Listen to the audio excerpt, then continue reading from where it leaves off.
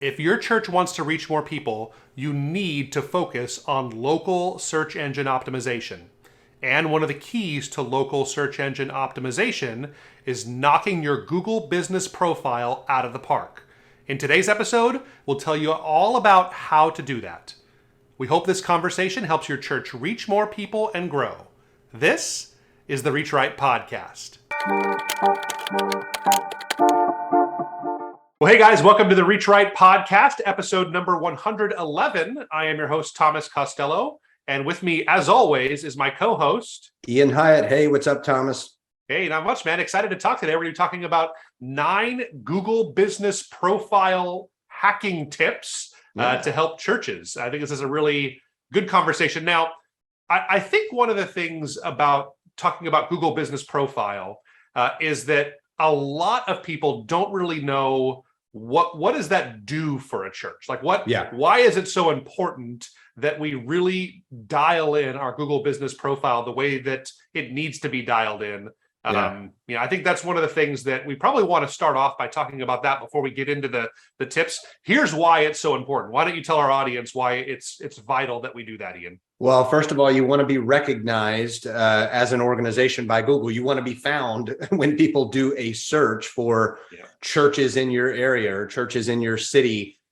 Think of your Google business profile as kind of your address on the internet, right? So it's that's maybe one way to look at it. So if you don't have a Google business profile, you're kind of in one, not necessarily totally non-existent, but in one big way, you're kind of recognized as non-existent. Your location, that is, for your church. Yeah. Sure. Here's the thing. Like 99% of the people listening to this podcast, if you work at a church or you're a part of a church, you probably have a Google business profile. Mm-hmm. You just might not use your Google business profile, or you might not have claimed your Google business profile. So it's not a matter of whether or not you don't have any control of whether it's out there or not. Google is going to have you out there. You just need to claim it.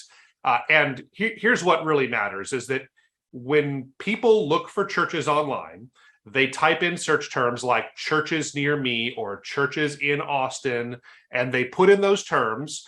And the first thing that usually comes up is ads. And the second thing, usually kind of the way our minds are trained, is that the second thing that comes up is we kind of train our minds to look at that. We skip over the ads. I don't know. You're probably like me. I think most of our audience knows ad. Okay, here's the real results. And then what comes up is all of the map pack.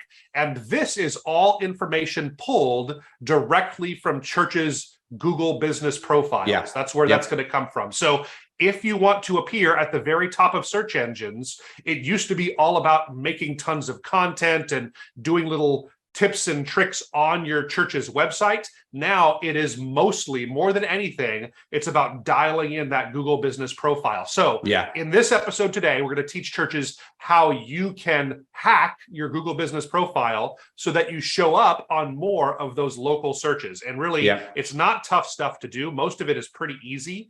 We use hacking very liberally in this case. It's nothing that you need to be a hacker to accomplish, but you get these few things right, and I think you're going to start showing up in more churches. We've seen this work, and we've seen churches grow by leaps and bounds because new people are finding them all the time on these searches, and kind of give you our secret sauce on how we do it. Absolutely. So why don't you kick us off, Ian? Tell us the first Google business profile hacking tip. I will, and it's a good one. The first one is showcase your church's culture with high quality photos of your people. And some of this could be of the building too, but when we say culture, I think that's the key word here, is that, you know, when you have candid images of your people, the culture of your church, people will see that in your Google business profile. They'll see that online, and you want to get good photos in here. So not just, it's funny. There was a church a couple of weeks ago that they were unaware that on their Google business profile, there was a picture of the building when it had burned. It had burned, and they had it restored and everything. And then there was a graffiti wall that was by the church. So that was the photos on. They were totally unbeknownst to them. That's what was there. So we pointed that out and helped them with it. But good photos, Google's looking for that, to in this profile. Yeah, I think the mistake I see a lot of churches make here is you have good photos, of inanimate objects. Right. Good photos of chairs, good photos of kids ministry areas, and good photos of seats, pews, and, or the stages. And I get that. That's the reason, a lot of other Google business profiles are set up that way, where they want to show off their facilities. That's what people are looking for. But for churches, really, we know this, and we know it as more than just a saying. Churches are about the people. It's not about the facility. Right. Well, you may have a facility where you meet. The people are really the life of your church there. So your pictures that you're putting on your Google business profile, you will do much better if you have people in your physical setting. So it can't just be people in their homes, or please, under no circumstances should you just use stock photos of handsome and pretty looking people that you think might make people want to come to your church. People see through that in a second. So really, the best thing that you can do is having pictures of real people caught in the act, doing the values of your ministry at church when they're at the building, whether it's in the children's ministry or in youth ministries or during worship, but having real engaging faces of people, that goes a long way. So but I think you're exactly right. Getting photos in there, that is probably one of the most important things you can do. They tell the story. Same reason why you want them on your website and social media and all of that. So same thing. So that's it. Awesome. You want to tackle second the next one? Second one is you need to make sure you're using good keywords in your Google business profile.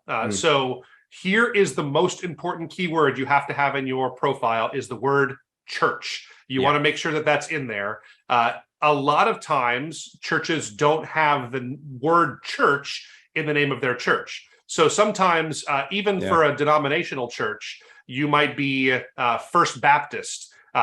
Technically your name is First Baptist Church, but when you get up there and do announcements and you talk about yourself, you say, hey, welcome to First Baptist. Right. If that's your name or anything like it, a lot of maybe younger churches, they'll have a name like I pastored a church called Journey Community for a while.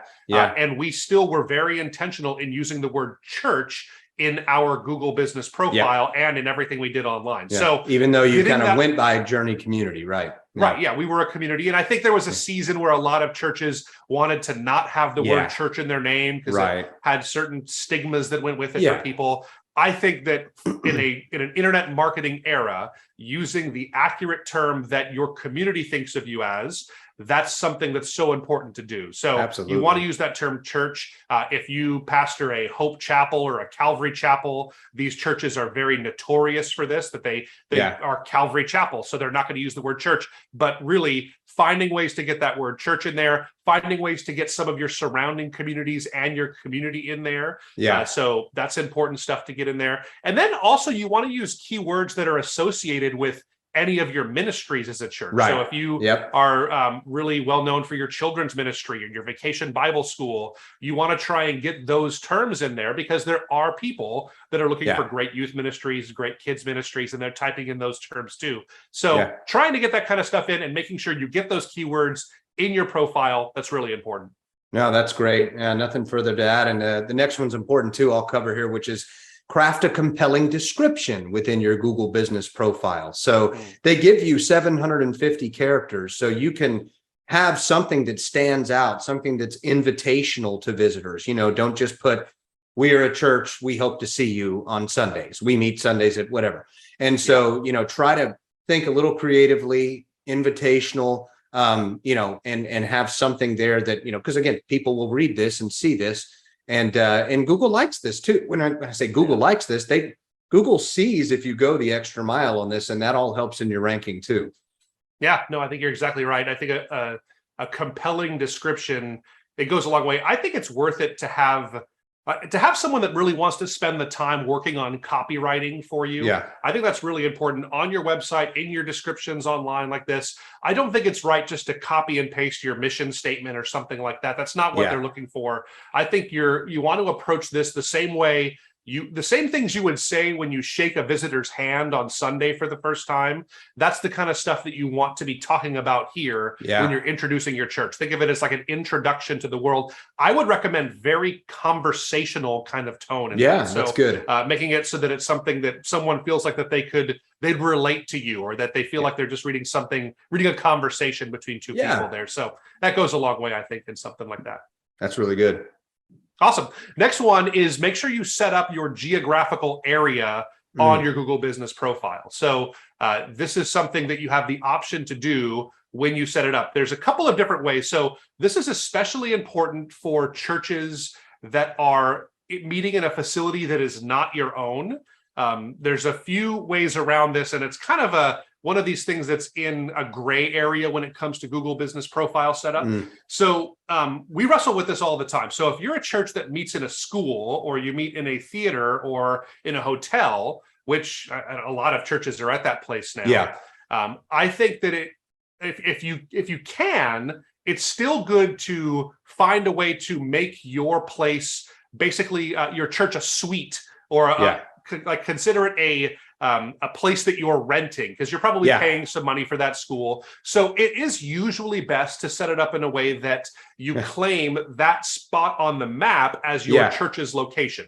So there's a few things that happens when you claim your Google Business Profile. They're going to want to send you a postcard at that address just to make sure that you get mail there and that you're a real organization and those kinds of things. And so you probably need some relationship. Like if you are at a school, you might need to have a relationship with the secretary or the principal there and say, hey, I'm going to be getting a postcard here. Is it okay if you just pass that along to me? It'll say care of you guys, but it'll be going to us. Can you pass that my way? And that way you could actually claim that listing. Now, if that's impossible, that's where this step comes in, of claiming your geographical area. This is for, you think about it this way. If you're a plumber, you don't have people bring their plumbing needs into a storefront, right? They come to you. So think of it that way. Like if you don't have a physical location as a church, you can set up a service area. So usually this is done by zip code or by cities, and you'll say, hey, we service this entire area. That's a good way to get onto that map pack and make sure you get results too. So you can go both ways for it. Yeah, and I like that you covered even if church is meeting in a school or a hotel, because we do run across a lot of churches. We had a church that was in the Hyatt and the Hyatt Hotel. And so, and it reminded me of like just when I did a search, I guess, I do these searches often for like breakfast tacos near me. And there was some dynamite breakfast tacos in a gas station, but they were, the place was a mom and pop place within a gas station, but it came up on Google. So it's kind of, that's a funny example, but it's one that's relevant. Yeah, it's similar for churches. Yeah, that's good. Yeah, cool. Next one I'll get is utilize. There's a services and product feature within the Google Business Profile. Now, what does that mean? That sounds a little confusing. If you have a youth service, women's Bible study, you can, under this services area within the Google Business Profile, you can have descriptions and organize your ministries and offerings under these categories, if you will. So it's really helpful because you're able to promote other aspects of your church in this area. Yeah, I think a lot of churches get stuck on this because you got to remember that the Google Business Profile is made for general businesses. That's why it's called business, right? Business profiles. And we're not really that as a church, but we can still use the tool, and we function that way. Nonprofits do. So in their eyes, we have to kind of fit ourselves into this. Well, we don't have products or services, so that would be things that we sell, or if you did septic tank cleaning, you could put that as a service you offer. Churches don't do that kind of stuff, so we have to get creative with it. And so usually it's going to be things like highlighting special ministries that you have. Youth and children are obvious ones, but if you do Celebrate Recovery or Financial Peace University or divorce care or anything that's outside of maybe your normal Sunday morning services there, I think these are the kind of things you want to put in there as description. So that's the kind of stuff I think they're looking for. That's good. And then it just shows that your church is meeting different needs, and someone might stumble across that and have a need with the different ministry that you have, other than they may not just be looking for a church. So that's good stuff. So absolutely. Yeah. Next one is number 6, post updates and events. Google Business Profile has you'll remember it started out as Google Plus. You remember that back when it was trying to compete with Facebook? Facebook. There have been so many iterations of this, but initially they were trying to compete to be a Facebook competitor. There was Google Plus. There was something before that too. I don't remember what it was. And then it went to several things before it landed at Google My Business. And then they just rebranded about 6 months ago to become Google Business Profile. So if you're sitting here wondering, what is Google Business Profile? You've heard of Google My Business, same thing. It's just the rebrand that they did with that. So, but I say all that about how it used to be Google Plus. This is something that is kind of left over from that. Back the way you used to post onto Facebook or you post onto Instagram. Well, your Google Business Profile has a leftover component there where you can create posts for your business. So for most businesses, this is intended to be something where you post specials or certain hot items that have just come in or those kinds of things. You're posting just new updates and those things at your business. Well, that's great for churches and for events, those kinds of things. They really work well as posts. So chances are you're already doing an event on your church website. I was going to say, churches have more events and often more things going on than even a local business. So it's perfect. Absolutely.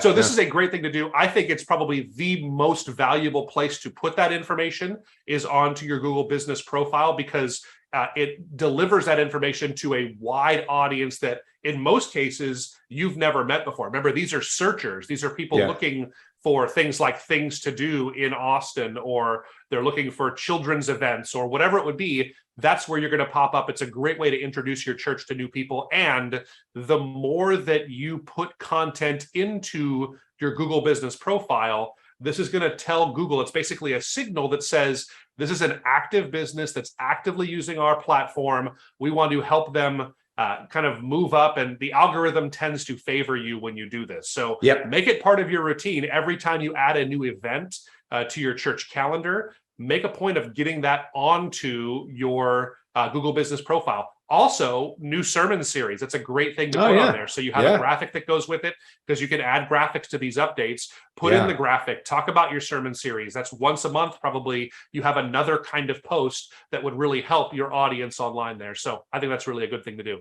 Yeah, good. Next thing to do would be to utilize the FAQ section. We see this on church websites, FAQ answering, okay, what time are the services? What's the dress code? You know, what do you have in place for my kids? Do it here too. I mean, again, this is something that not only will help your Google Business Profile, but it's something that is visitor geared. They have these questions. You can answer these questions not only on your website or social media, but here in this area too. So that's in there. That is a no-brainer to utilize, since with what we do with churches, there are often a lot of questions. It isn't like a breakfast taco stand. This is, what do I have to wear to come order a taco? It is, okay, what's this church like? What am I getting into? So this is a perfect section for churches, the FAQs.